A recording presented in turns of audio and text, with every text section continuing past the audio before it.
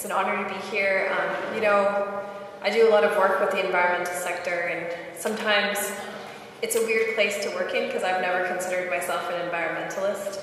And I feel like a lot of Indigenous rights work sort of overlaps into different realms, including like food security, food sovereignty, environmentalism, social justice, human rights. It's so when people ask like what my specialty is, my automatic response is to say Indigenous rights activism because it encompasses it all. And lately, I've sort of been asked to be involved more in discussions around food security and food sovereignty and how it's playing out currently in the landscape in Northern Alberta with relation to the Athabasca Chipewyan First Nation.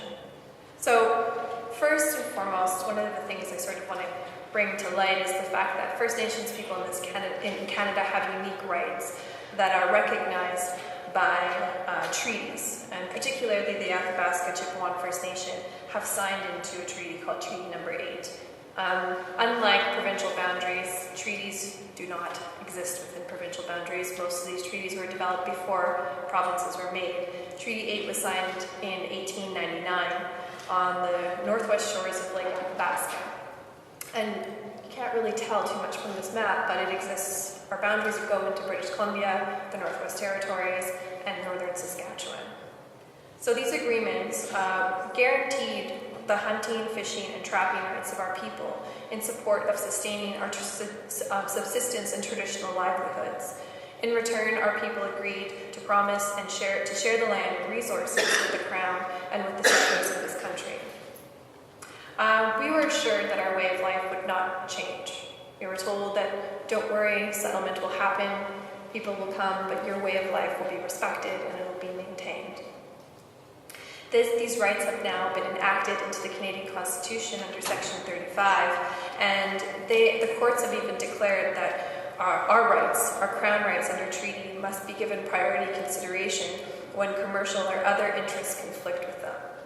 However, we're seeing that this is not happening or unfolding in the way that the promises of treaty and even in the way that the Declaration or the Convention or the constitutional rights have really put forward our rights under the Canadian Constitution. So the reason why this is so important is that we sign these agreements thinking of food security and food sovereignty and the livelihoods of our people. Brad gave us a really great description of the landscape of Alberta, and if I could superimpose his maps on this, you would see that the soil and the carbon levels of the soil of Northern Alberta are not very good for agriculture. So the way that people were able to survive thousands of years ago and even up until today is through subsistence lifestyles.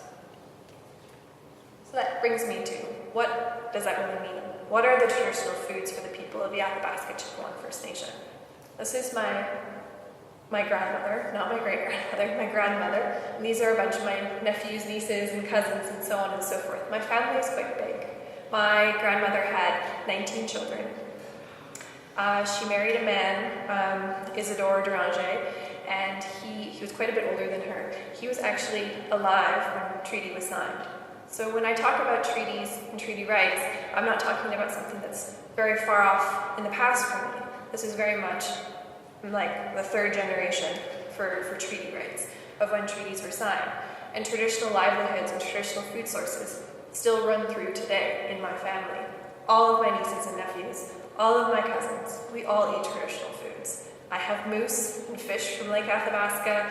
I have deer. I have bison in my freezer. That was all killed and hunted, or trapped and fished by my family members. So what does that really mean?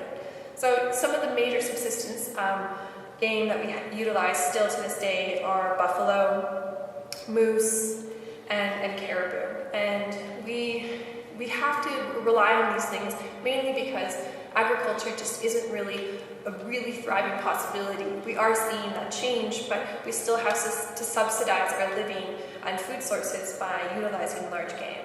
And we do this various ways. This is a picture of my daughter and myself preparing some moose meat for drying. And we dry that traditionally still to this day. It's a very sought-after delicacy in northern communities, is dry meat, and I know it might look that appealing, but you say dry meat in a northern community and everyone's like, who's got some? And because it takes a while to make, it takes about 5 days to cure it over smoke, and some people have smoke houses, and we still do this practice all the time, and it's very sought after. Another major food source for the communities is fish. So the Athabasca Chipewyan First Nation sits in the mouth of Lake Athabasca, and so fish is a major part of our diet. And again, ways in which and fish is one of the main reasons why it's so important is that you can gather it all year round.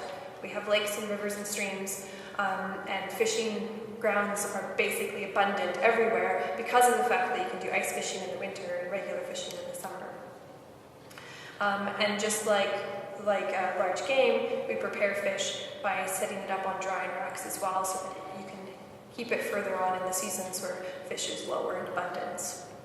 Other species that we rely on are things like waterfowl, so ducks, geese, swans, and other waterfowl are a major part of the diets in the region. So this is a picture of my nephew preparing a duck. And just to give you an idea of where the community lives and why the intact biodiversity is so important to our communities, and just what we're facing in the region. So this isn't the greatest photo, but the darker spot is Lake Athabasca, and Fort Chipewyan sits sort of in the mouth of when it starts to get larger. And the main tributary that runs into Lake Athabasca is the Athabasca River system. And downstream from the community of Fort Chipewyan, where many of the members of ACFN live, we are seeing massive industrial development of tar sands development in the region. And you can actually see some of the toxic runoff or wastewater, what they call tailings ponds, that sits precariously close to the Athabasca River. And these tailings ponds are now, I think, about 180 kilometers square of area that they take up within the region. And many of them precariously close to the Athabasca River system, which is impacting our ability to access safe food sources that have been relied on for many, many years. So what we're really seeing in Northern Alberta is we're seeing traditional culture versus industrial development. This picture at the bottom is an actual photo of industrial development or tar sands development or oil sands development on one side of the Athabasca River versus intact biodiversity and the region in which the people are reliant on. It's a fantastic photo of the juxtaposition of what our communities are really facing every day. And, we really look at developing intact, or keeping our biodiversities intact, not just because we want to have food to eat, not just so we can go out and hunt and have, a moose or a caribou, but because as Dene people, we have an interconnection with the environment, with the earth, with Mother Earth. Growing up as a child, I was always taught to understand that, the eagles and the ducks and the moose and the caribou and the bison, they were my relatives, and I was to treat them with respect. And that we are all a part of the cycle of life, and that we are all a part of Mother Earth, and we are all a part of Earth, like we are all Earth's children. And so one of my cousins recently said that many of our people really consider the land, our traditional territory from that first map of Treaty 8, as our church. It is the place where we go for sacred healing. It is the place where we go to connect with the Creator. And so it's not just about sustaining our food and our livelihoods, but about sustaining who we are as a people. So we are currently at odds, just to give you an idea of what's happening to our traditional territory, is development. It might not be agricultural development, and I just tried to give you a picture of what kinds of things we're seeing in the region, but it's tar sands development.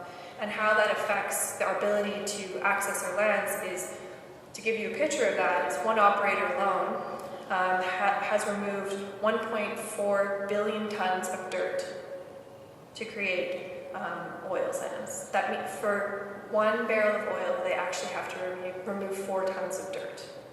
So they're not just disrupting the habitat, but they're also destroying and almost annihilating the biodiversity in the region, which government agencies will argue will be reclaimed through reclamation practices, but reclamation practices have been coming to light as being proven to not be completely effective and not being putting things back to their regular state.